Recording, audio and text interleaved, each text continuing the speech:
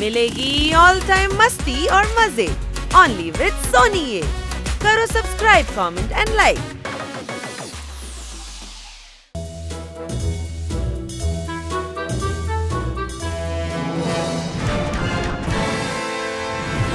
మనందరి మైండ్ చాలా కాంప్లికేటెడ్ గా ఉంటుంది. అంచేత మనం దేన్నైనా ఆలోచించగలం, మనం దేన్నైనా చూడగలం. అయితే ఎవరికి మైండ్ లేదో వాళ్ళకి అలాంటి వాళ్ళు ఈ ప్రోగ్రామ్ ని చూడకూడదు. ఇది నవ్వే విషయం కాదు మిత్రులారా. ఒకవేళ మన మైండ్ ని కంట్రోల్ చేసి కాన్సంట్రేషన్ చేస్తే ఫ్యూచర్ లో జరగబోయే విషయాన్ని మనం ఇప్పుడే తెలుసుకోవచ్చు పిల్లలు. ఇతను చాలా ఓవర్గా చేస్తున్నాడు. ఒకవేళ తను చెప్పేది నిజమై ఉండొచ్చు కదా. ఊరికే ఎవరో చెప్పిన మాటలని నువ్వు నమ్మకూడదు. కొన్ని సందేహాలకి ఎప్పుడూ పరిష్కారం ఉండదు. ముందు గుడ్డు వచ్చిందా లేక కోడు వచ్చిందా అన్న వాటికి. అరే చాలు, నీ వాగుడు కొంచెం తగ్గించు. ఇది తెలుసుకోవడంలో తప్పేముందని. అవును, మనం వెళ్ళి కోడినే అడుగుదాము. ముందు కోడొచ్చిందా లేదా గుడ్డొచ్చిందా అని. అరే అది కాదు డాంకీ, మనం దృష్టి సారించి ఫ్యూచర్ తెలుసుకోగలమో లేదో తెలుసుకోవాలి, అదే ముఖ్యం. అయితే సరే రండి, మనం మన మైండ్ ని కంట్రోల్ చేద్దాం. కానీ నాకు కంట్రోల్ చేసుకోవడానికి బ్రెయినే లేదు కదా. మేడం నన్ను పెస్ట్ కంట్రోల్ చేయమని చెప్పారు. అప్పటి వరకు నేను వెళ్ళి అది చేసేస్తాను.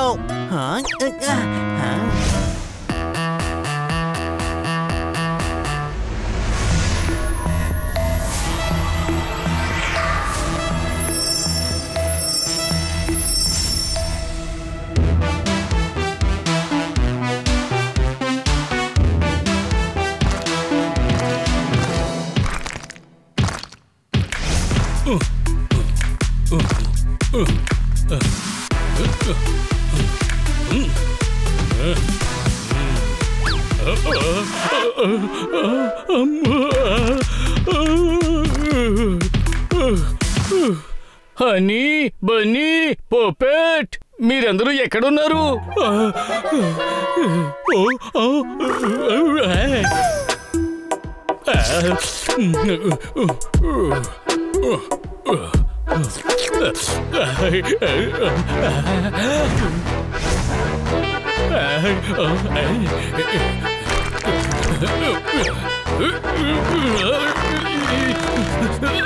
అరే, నేను ఫ్యూచర్ లో బాగా తిరిగి లావ్ అయిపోయానా?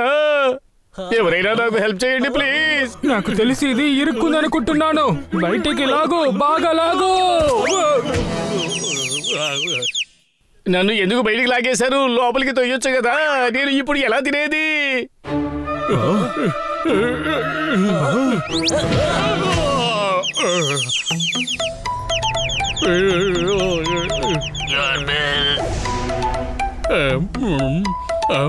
నేనేమి తినలేదే. ఇది ఆ డోర్కి బిల్లు, తిన్నదానికి బిల్లు నేను తర్వాత ఇస్తాను.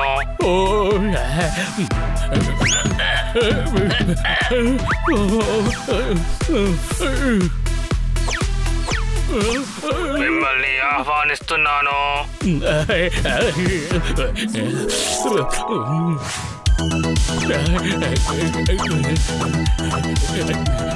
మీ బిల్లుని తీసుకోండి.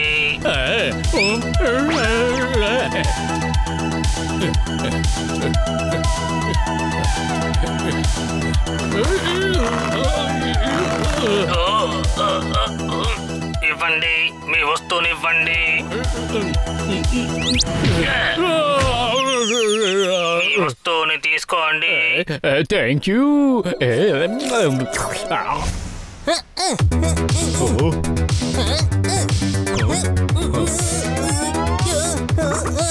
వరేవా, ఫ్రెష్ అయిన స్వీట్.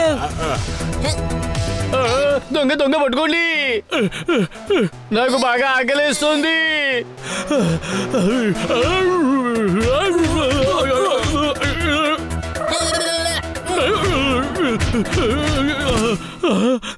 నేను తిని ఇంత లావు అయిపోయి ఉండకూడదు.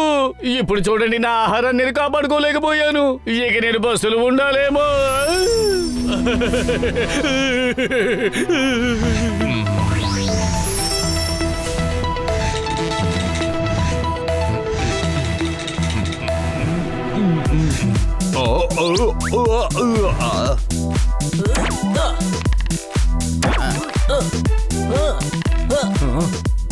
వరేవా స్కూల్ కి వెళ్ళకపోతే ఎంత జాలీగా ఉంటుందో కదా. పిల్లలు, మీకు చదువు ఎంతో అవసరం. ఎలా తోలు తీయకుండా మనం అరటి పండు తినలేమో అదే విధంగా జ్ఞానాన్ని పెంపొందించుకోవడానికి అజ్ఞానం అనే తోలుని మనం తీసి పారేయాలి. ఏంటి అనుమానమా? అందులో ఏం అనుమానం ఉంది? అలాగైతే చెప్పండి, ఆరెంజ్ పండు పైకి చూడడానికి ఫుల్ గా ఉంది, మరి లోపల ఎందుకని సపరేట్ గా ఉంది? చెప్పండి చెప్పండి. సరే ఇది మీరు చెప్పండి. పాలు నుంచి వెన్న, వెన్న నుంచి మనం నెయ్యి తీస్తున్నాం, మరి నెయ్యి ఎందుకు మళ్ళీ పాలవడం లేదు? సరే ఇది చెప్పండి. బాతు వెనుక 2 బాతులు, ఇప్పుడు బాతు ముందు 2 బాతులు, మొత్తం ఎన్నున్నాయో చెప్పండి. 3 బాతులు. ఏంటి అనుమానమా? తప్పు, మొత్తం 5 ఉన్నాయి. అరే అదేలాగా?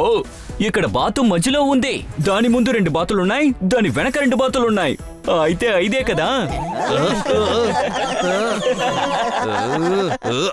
సరే ఆగండి, నా తల మీద ఎన్ని జుట్టులున్నాయి? నెత్తి మీద ఉన్న జుట్టుని ఎలా లెక్కట్టగలం? నేను కౌంట్ చేయగలను. తన తల మీద 3,12,09,30 వెంట్రుకలున్నాయి. నువ్వు అబద్ధం చెప్పినా చెప్తావు, ఇదెలా నేను ఒప్పుకోగలను?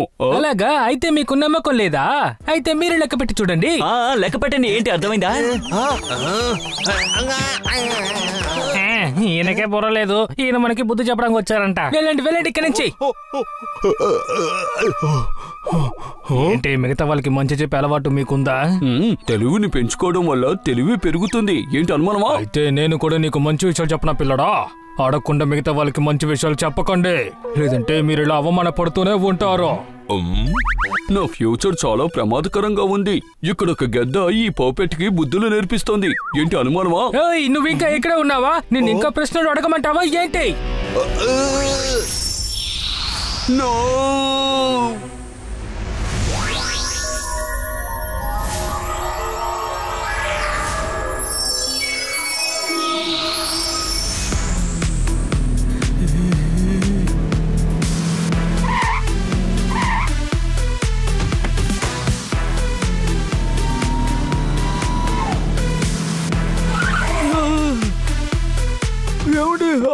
ఆగండి, నేను ఇక్కడికి పార్క్ చేయడానికి వచ్చాను, కానీ మీరు... అందువల్లేంటి నేను ఇక్కడ పార్క్ చేస్తున్నాను? ముందు కూడా నేనే పార్క్ చేసేవాడిని. నా కాస్ట్లీ కార్ ని ఇక్కడే పార్క్ చేస్తాను. నీ పనికిరాని బండి ఇక్కడ పార్క్ చేయకూడదు. మీరు బంకమట్టి కూరగాయలు లేని కూరగాయల బండిని నడుపుతున్నారు. చెప్పాలంటే మీరు పొగరబాతు.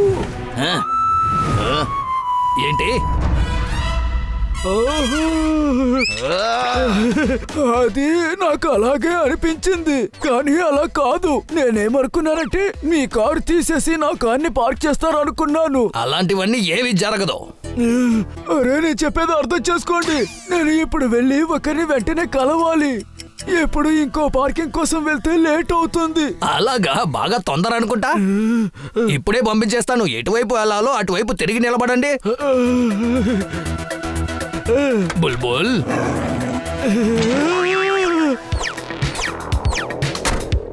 ఈయన ఎక్కడికి వెళ్ళాలో అక్కడికి త్వరగా పంపించేయి.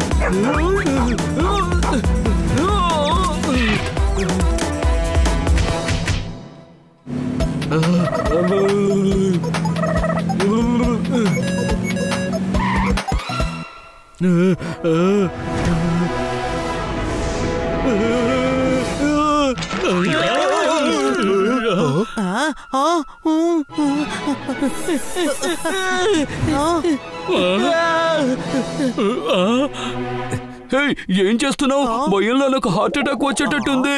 ఏంటి అనుమానమా? నాకు ఫ్యూచర్ లో హార్ట్ అటాక్ వచ్చేలా ఉంది. ఓ అయితే నీకు ఫ్యూచర్ లో హార్ట్ అటాక్ రాబోతోందా? ఇప్పటి నుంచి నువ్వు చాలా జాగ్రత్తగా ఉండాలి. అరే అది కాదు, ఒకరు బుల్డాగ్ ని నా వెంట పడేలా చేశారు. ఫ్యూచర్ లో ఉన్న వాళ్ళు చాలా ప్రమాదకారులు. ఇంకా దారుణమైన వారు కూడా. ఎందుకో నీ వెనకాల కూడా బుల్డాగ్ ని వదిలేశారా? కానీ నువ్వు గాల్లో ఎగరగలుగుతావు కదా. అరే వాళ్ళు నన్నే ఎగిరేటట్టు చేశారు. నువ్వు చాలా ఇంటెలిజెంట్వి కదా. నువ్వు వాళ్ళతో తెలివిగా మాట్లాడి వాళ్ళకి అర్థమయ్యేలా చేసి ఉండొచ్చు కదా. కాదు కాదు, ఎవరికి ఏమీ అర్థమయ్యేటట్టు చెప్పలేమో. ఎవరు అడగకుండా వాళ్ళకి బుద్ధిమతులు చెప్పకూడదు. ఒకవేళ అడిగినా మనం చెప్పకూడదు. ఇకపై ఎవరికి బుద్ధిమతులు చెప్పకూడదు. ఇదే మా ఫ్యూచర్ ప్లాన్. ఏంటి అనుమానమా? నీకేమైంది? ఏం లేదయ్యా, అంతా నార్మల్ గానే ఉంది.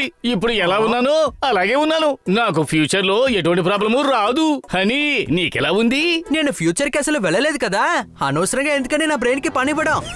కానీ నేను మీ బాబాయ్ వాళ్ళ ఇంటికి వెళ్ళాను. అక్కడ మీ బాబాయ్ మాకు 1 కిలో ఇంకా నీకు 6 కిలోల స్వీట్లు ఇచ్చి పంపించారు. 6 కిలోలా?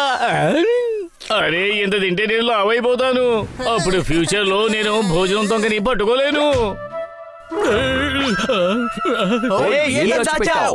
నా ఫ్యూచర్ మీ అందరికంటే చాలా భయంకరంగా ఉంది. ఎలా?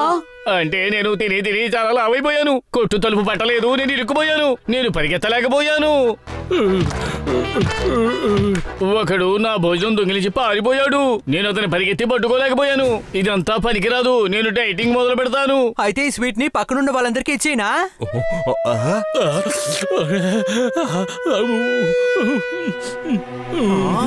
ఎందుకైనా మంచిది ఆలోచించుకో జోర్దార్.